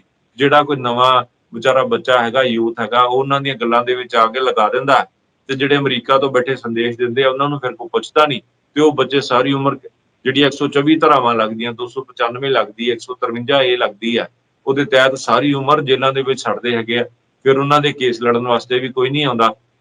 ਸੋ ਇਸ ਕਰਕੇ ਸੰਜੀਵ ਜੀ, ਇਹ ਸਾਰੀਆਂ ਗੱਲਾਂ ਠੀਕ ਨੇ, ਪਰ ਮੈਂ ਹਾਲਾਤਾਂ ਨੂੰ ਇਸ ਗੱਲ ਲਈ ਬੜਾ ਵੱਡਾ ਜ਼ਿੰਮੇਵਾਰ ਸਮਝਦਾ ਔਰ ਉਸ ਤੋਂ ਬਾਅਦ ਉਹ ਪ੍ਰਸ਼ਾਸਨ ਨੂੰ, ਉਹਨਾਂ ਸਰਕਾਰਾਂ ਨੂੰ ਜਿਹੜੀਆਂ ਨੌਜਵਾਨਾਂ ਨੂੰ ਮੁੱਖ ਧਾਰਾ ਦੇ ਵਿੱਚ ਵਾਪਸ ਲਿਆਉਣ ਲਈ ਕੋਈ ਉਪਰਾਲੇ ਨਹੀਂ ਕਰਦੀਆਂ, ਛੋਟੀ ਤੋਂ ਛੋਟੀ ਉਹਨਾਂ ਦੀ ਗਲਤੀ ਨੂੰ ਵੱਡਾ ਬਣਾ ਕੇ ਪੇਸ਼ ਕਰਦੀਆਂ। ਪੁਲਿਸ ਉਹਨੂੰ ਅਚੀਵਮੈਂਟ ਆਪਣੀ ਦੱਸਦੀ ਆ। 84 ਦੇ ਵੇਲੇ ਵੀ ਕਹਿ ਸਕਦੇ ਹਾਂ, ਹੋਰ ਕਈ ਏਦਾਂ ਦੇ ਫੇਜ਼ਿਸ ਦੇਸ਼ ਦੇ ਵਿੱਚ ਆਏ ਜਦੋਂ ਨਜਾਇਜ਼ ਲੋਕਾਂ ਨੂੰ ਮਾਰਿਆ ਵੀ ਗਿਆ, ਚਾਹੇ ਉਹ ਕਿਸੇ ਵੀ ਧਰਮ ਦੇ ਹੋਣ, ਤੇ ਮਾਰ ਕੇ ਤੇ ਪੁਲਿਸ ਫਿਰ ਉਹਨੂੰ ਆਪਣੀ ਅਚੀਵਮੈਂਟ ਦੱਸਦੀ ਰਹੀ। ਤੇ ਜਦੋਂ ਛੋਟੀ ਅਚੀਵਮੈਂਟ ਦੱਸਦੀਆਂ ਤੇ ਲੋਕਾਂ ਦਾ ਆਪਣੇ ਆਪ ਹੀ ਕਾਨੂੰਨ ਤੋਂ, ਇਨਸਾਫ ਤੋਂ, ਸਮਾਜ ਤੋਂ ਵਿਸ਼ਵਾਸ ਜਿਹੜਾ ਉੱਠ ਜਾਂਦਾ ਹੈ। ਤੇ ਫਿਰ ਇਦਾਂ ਦੇ ਸਟੈਪਸ ਲੈਣ ਵਾਸਤੇ ਕਈ ਲੋਕ ਜਿਹੜੇ ਆ ਉਦਾਂ ਦੀ ਸੰਗਤ ਦੇ ਵਿੱਚ ਆ ਕੇ ਇਦਾਂ ਦੇ ਕਾਰੇ ਕਰਨ ਦੇ ਲਈ ਮਜਬੂਰ ਹੋ ਜਾਂਦੇ ਆ। ਉਹਨਾਂ ਦੇ ਹਾਲਾਤ ਉਹਨਾਂ ਨੂੰ ਬੁਰਾ ਬਣਾ ਦਿੰਦੇ। ਸਾਰੀ ਤਾਣੀ ਉਲਝੀ ਪਈ ਹੈ, ਕਿਹਨੂੰ ਕਿਹਨੂੰ ਸਮਝਾਈਏ, ਕਿਹਦੀ ਕਿਹਦੀ ਗੱਲ ਕਰੀਏ, ਕੀ ਡਿਸਕਸ ਕਰੀਏ। ਜਿੱਧਰ ਜਾਓ ਖਲੇਰਾ ਪਿਆ ਹੋਇਆ, ਜਿਵੇਂ ਤੂੜੀ ਦੀ ਪੰਡ ਨਹੀਂ ਖਿਲਰੀ ਪਈ ਹੁੰਦੀ, ਇਕੱਠੀ ਕਰਨੀ ਮੁਸ਼ਕਿਲ, ਉਹ ਹਾਲਾਤ ਹਰ ਥਾਂ ਦੇ ਉੱਤੇ ਪੈਦਾ ਹੋਏ ਨੇ। ਜਿਹੜਾ ਮਰਜ਼ੀ ਡਿਪਾਰਟਮੈਂਟ ਫੜ ਲਵੋ, ਜਿਹੜੀ ਮਰਜ਼ੀ ਲਾਈਨ ਫੜ ਲਵੋ, ਜਿਹੜੀ ਮਰਜ਼ੀ ਮਿਨਿਸਟਰੀ ਫੜ ਲਵੋ, ਜਿੱਧਰ ਮਰਜ਼ੀ ਤੁਰ ਪਵੋ ਉੱਧਰ ਖਲੇਰਾ ਪਿਆ ਹੋਇਆ। ਮੈਨੂੰ ਲੱਗਦਾ ਕਿ ਇਹ ਜਿਹੜੇ ਭਾਰਤ ਦੇ ਜਾਂ ਪੰਜਾਬ ਦੇ ਨਾਗਰਿਕ ਨੇ, ਇਹਨਾਂ ਨੂੰ ਭੰਬਲ ਭੂਸੇ 'ਚ ਹੀ ਪਾਇਆ ਹੋਇਆ। ਕੁਝ ਸਮਝ ਨਹੀਂ ਆਉਂਦਾ। ਜੋ ਉੱਤੋਂ ਸਮਝਾ ਦਿੱਤਾ ਜਾਂਦਾ ਹੈ, ਜੋ ਉੱਤੋਂ ਖਬਰਾਂ ਆ ਜਾਂਦੀਆਂ ਨੇ, ਜੋ ਇਨਫੋਰਮੇਸ਼ਨ ਆ ਜਾਂਦੀ ਹੈ, ਉਹਨੂੰ ਹੀ ਸਭ ਕੁਝ ਮੰਨ ਕੇ ਉਹਦੇ ਮੁਤਾਬਿਕ ਤੁਰੇ ਫਿਰਦੇ ਹਾਂ। ਪਰ ਅਸਲੀ ਗੱਲਾਂ ਵਿੱਚੋਂ ਕੁਝ ਹੋਰ ਨੇ, ਕੰਮ ਕਿੱਦਾਂ ਹੁੰਦੇ ਨੇ, ਅਸਲ ਕੁਝ ਹੋਰ ਹੈ। ਔਰ ਜਦੋਂ ਅਸਲੀਅਤ ਜਿਨ੍ਹਾਂ ਲੋਕਾਂ ਨੂੰ ਸਮਝ ਆਉਂਦੀ ਹੈ, ਜਿਨ੍ਹਾਂ ਦੇ ਅੱਗੇ ਅਸਲੀਅਤ ਖੁੱਲ੍ਹ ਜਾਂਦੀ ਹੈ, ਉਹ ਫਿਰ ਹੋਰ ਤਰ੍ਹਾਂ ਦੇ ਤੇਵਰ ਦਿਖਾਉਂਦੇ ਨੇ। ਇੱਕ ਹੋਰ ਸਮੱਸਿਆ ਖੜੀ ਹੋ ਜਾਂਦੀ ਹੈ ਨਵੀਂ। ਉਹ ਸਟੇਟ ਵਾਸਤੇ ਵੀ ਹੁੰਦੀ ਹੈ, ਉਹ ਪਬਲਿਕ ਵਾਸਤੇ ਵੀ ਹੁੰਦੀ ਹੈ, ਪੂਰੀ ਐਡਮਿਨਿਸਟ੍ਰੇਸ਼ਨ ਵਾਸਤੇ ਵੀ ਹੁੰਦੀ ਹੈ। ਉਹ ਸਮੱਸਿਆ ਇਹ ਹੁੰਦੀ ਹੈ ਜਿਹੜੀ ਤੁਸੀਂ ਕਿਹਾ, ਵਿਸ਼ਵਾਸ ਟੁੱਟ ਜਾਂਦਾ। ਔਰ ਜਦੋਂ ਵਿਸ਼ਵਾਸ ਟੁੱਟ ਜਾਂਦਾ, ਉਦੋਂ ਸਾਰਾ ਖੇਲ ਖਤਮ ਹੋ ਜਾਂਦਾ, ਕਿਉਂਕਿ ਜ਼ਿੰਦਗੀ ਦਾ ਖੇਲ ਵਿਸ਼ਵਾਸ ਦਾ ਖੇਲ ਹੈ। ਵਿਸ਼ਵਾਸ ਖਤਮ, ਖੇਲ ਖਤਮ। ਸੋ ਇਸ ਤਰ੍ਹਾਂ ਬੜੇ ਅਜੀਬ ਜਿਹੇ ਹਾਲਾਤ ਨੇ। ਖੈਰ, ਵਾਹਿਗੁਰੂ ਮਿਹਰ ਕਰੇ, ਅਸੀਂ ਇਹੀ ਅਰਦਾਸ ਕਰ ਸਕਦੇ ਹਾਂ। ਔਰ ਤੁਹਾਡਾ ਬਹੁਤ ਬਹੁਤ ਸ਼ੁਕਰੀਆ ਕਿ ਤੁਸੀਂ ਆਪਣੀ ਇਹ ਖੋਜ, ਇਹ ਖਬਰ ਸਾਡੇ ਨਾਲ ਸਾਂਝੀ ਕੀਤੀ, ਸਾਡੇ ਦਰਸ਼ਕਾਂ ਨਾਲ ਸਾਂਝੀ ਕੀਤੀ। ਥੈਂਕ ਯੂ ਵੈਰੀ ਮੱਚ ਪਵਨ ਜੀ। Thank you. ਸੋ ਅਸੀਂ ਆਪਣੇ ਦਰਸ਼ਕਾਂ ਦਾ ਵੀ ਆਪਣੇ ਦਿਲ ਤੋਂ ਸ਼ੁਕਰੀਆ ਅਦਾ ਕਰਦੇ ਹਾਂ ਕਿ ਤੁਸੀਂ ਹਮੇਸ਼ਾ ਪੰਜਾਬ ਚਰਚਾ ਦਾ ਹਿੱਸਾ ਬਣਦੇ ਹੋ। ਹੋਰ ਅਪਡੇਟਸ ਦੇ ਲਈ ਵੇਖਦੇ ਰਹੋ ਪੰਜਾਬ ਮੇਲ USA TV। ਸਤਿ ਸ਼੍ਰੀ ਅਕਾਲ ਜੀ।